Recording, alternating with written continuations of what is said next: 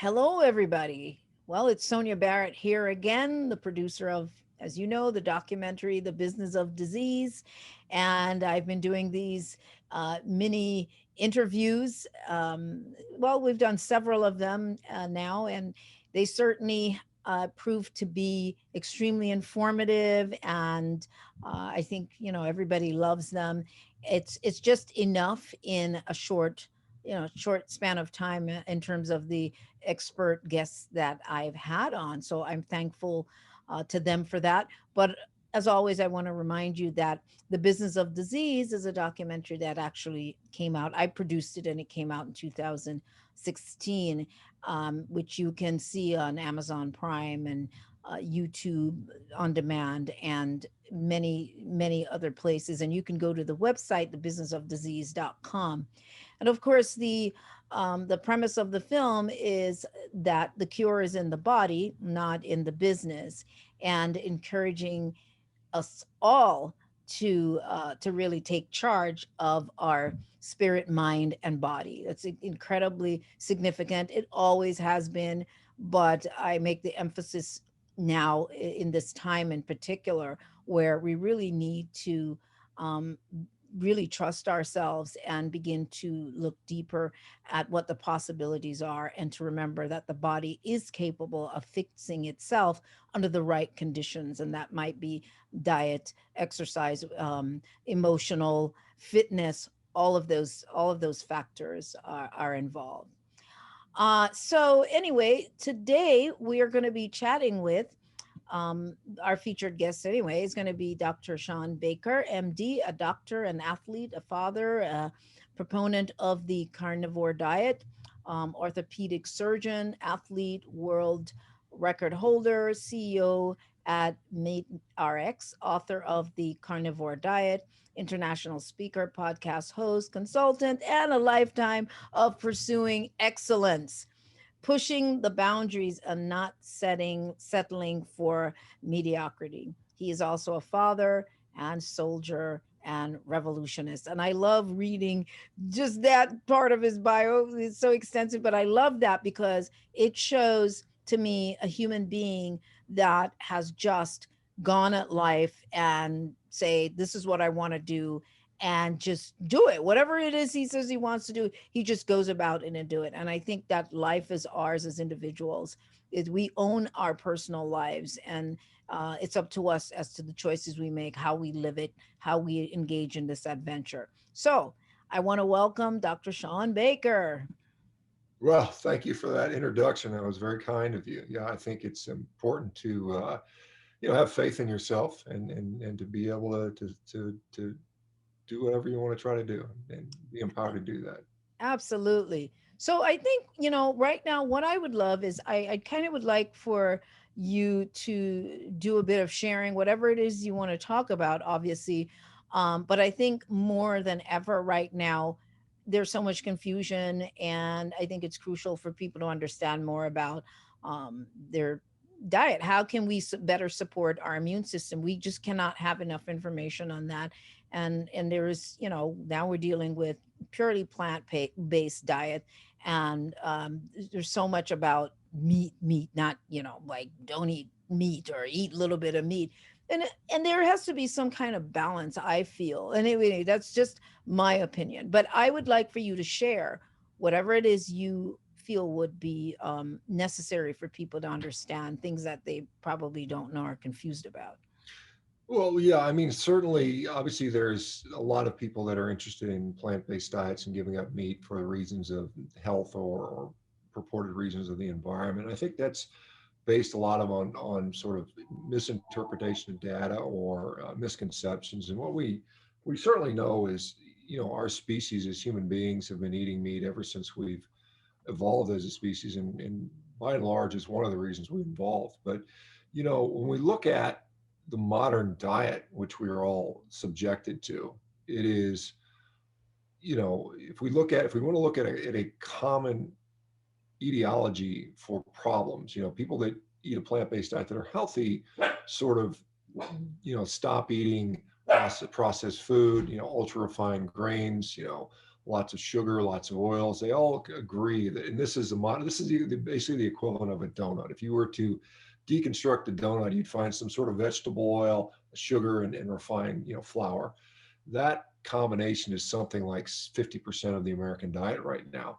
And so when you remove that from the diet and you go on either a fully plant-based diet or, in my case, a fully meat-based diet, your health dramatically improves.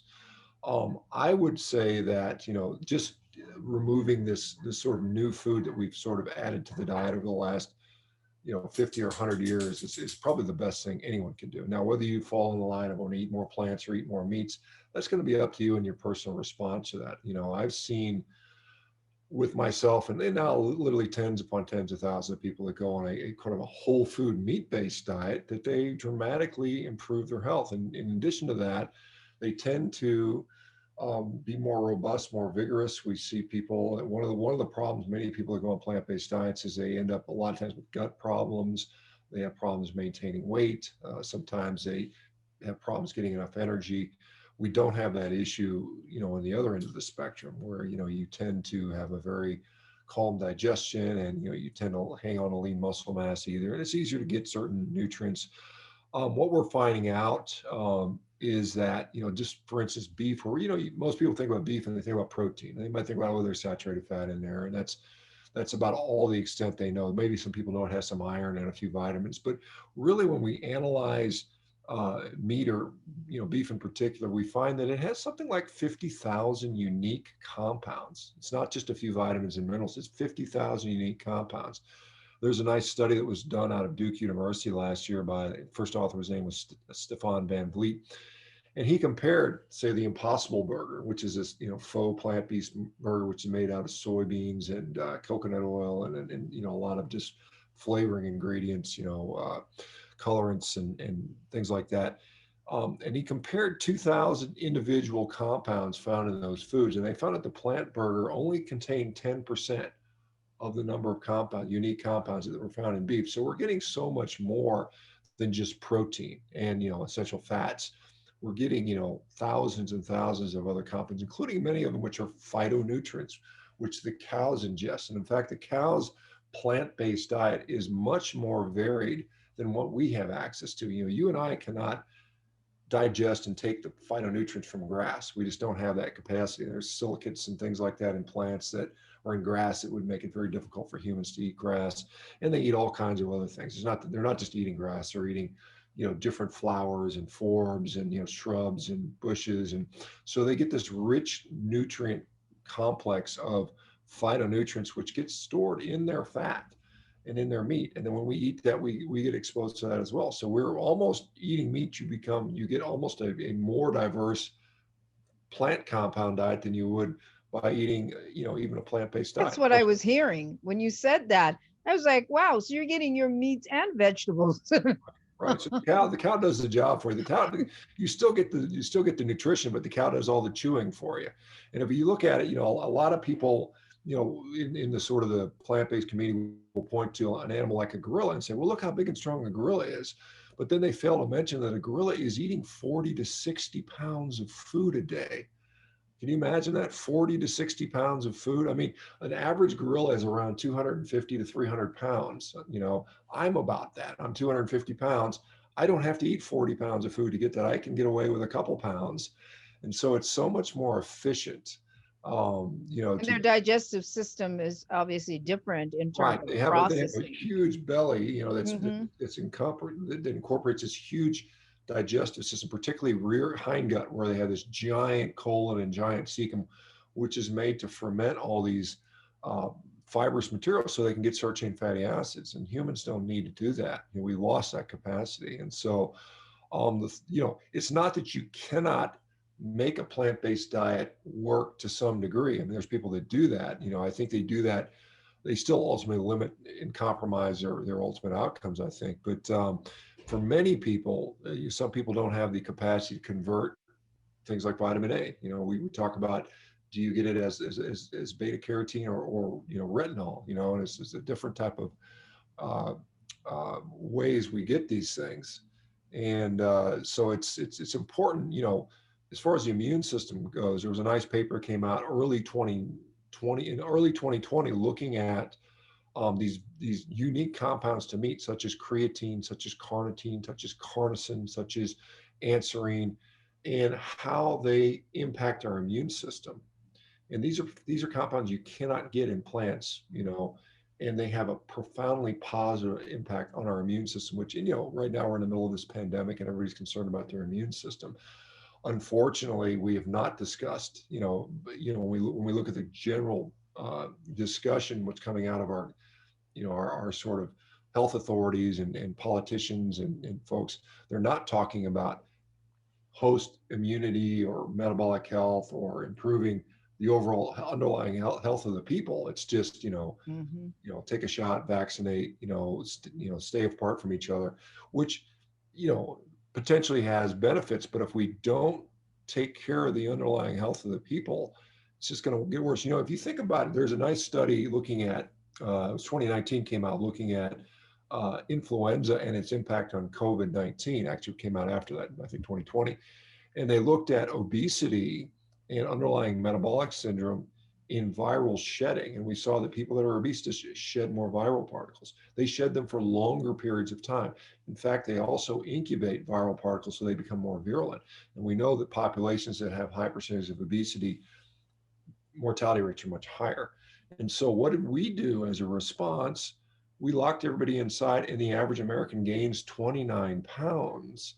So we've just made that issue worse. Not to mention the fact that obesity will increase the rates of cancer, increase the rates of heart disease, or increase the rates of diabetes. And so we've just literally taken. Like we went backwards to some, we went backward. Well, I mean, if we went backwards about 40 years, we'd be in good shape. we'd be in good shape. We went backwards in terms of progress from fighting chronic like a disease. dumbing down. Yeah. Yeah. No, that's, I mean, all those factors are really important because I don't think your average person is necessarily thinking in terms of, a lot of what you've said in terms of the processing factor and in terms of the obesity factor, in terms of the vaccine and the immune system. I mean, building the immune system, does any of that build the immune system? And I think those are things that people need to think about because you have to do something to support the immune system. And this is what we're talking about right now, is how can we support the immune system so that it actually can become more immune or able to respond and fix itself, and not just something that supposedly, stops you from getting it. So, I mean, so those are all factors, I think. So, yeah, I mean, one of the other things, a lot of people have heard about vitamin D, and look at poor vitamin D status being a marker for those that get really sick with this coronavirus or even die. Many of them have low vitamin D status. So the thought is, well, we're just going to supplement vitamin D, but in many cases, supplementing vitamin D doesn't change the vitamin D levels, and so there's underlying physiology that allows you to properly process the inputs so that you actually express that. And some of that is going to be benefited by, just underlying health. And we all, know that we all should know that being active, taking an active interest in our diet, avoiding all the ultra processed food results in better health. I mean, I don't think that's even the least bit controversial. And so even, you can't just sit there and hide in your house and eat donuts from Krispy Kreme and watch Netflix and take vitamin D supplements. It's just not going to work. You've got to actually, do those things that make you healthy. oh yeah, that's great. Yeah, usually I don't do this much talking, but when you said that, it reminds me of this. It's kind of humorous in a way, and I might have mentioned it before. But watching the homeless population in Los Angeles, and one guy in particular that I saw like about a month ago that just still had me so fascinated because he lives at the bus stop. He's been there for like 2 weeks or 3 weeks at that point, and he's slender, obviously. He might be schizophrenic. He's talking to himself, but I notice how he's bathing like in the sun, like all the time. They walk a lot. They're out in the sun. And I don't think that people are looking on as to, well, why? Okay, mentally they might be whatever, but their bodies, they do a lot of walking, and they're exposed to a lot of dirt. It's particularly the people who are, having mental issues. But I think that's something that people need to look at. They're getting a lot of sun, people. So anyway, so I just wanted to throw that in. Anyway, all right. Well, I want to thank you. By the way, he is Dr. Baker is in his hotel room right now. In case you're wondering where he is, he's getting ready to leave. He had said so. I want to thank him for that, for taking the time out to chat with us. So thank you. So, oh, your website, by the way. Oh, yeah, yeah. So if you guys are interested in finding out more, check out meatrx.com, meatrx.com. We've got thousands of resources for different articles, scientific articles, hundreds and hundreds of success stories. We've got coaching, and we've got, I'm there every day, 7 days a week, doing a little mini, uh, you know, online meeting for 50 to 100 people. So we do that on a daily basis. So come check us out. All right. Thank you so, so much. And to you, the audience, thank you so much for checking this out. Do check out the other videos on thebusinessofdisease.com and on YouTube, Instagram, and, they're Facebook. They're posted in different places, and do share them. It's really important. If you can't share it talk to a family member or a friend about certain things, just send them the video. Maybe they might listen to it. You never know. Then that's how we impact change. Also on the businessofdisease.com, we have the t-shirts, the business of disease t-shirts. They say the cure is in the body, not in the business. We'd love more people to order them to support what we're doing and to share the information. So until next time, see you then. Stay healthy.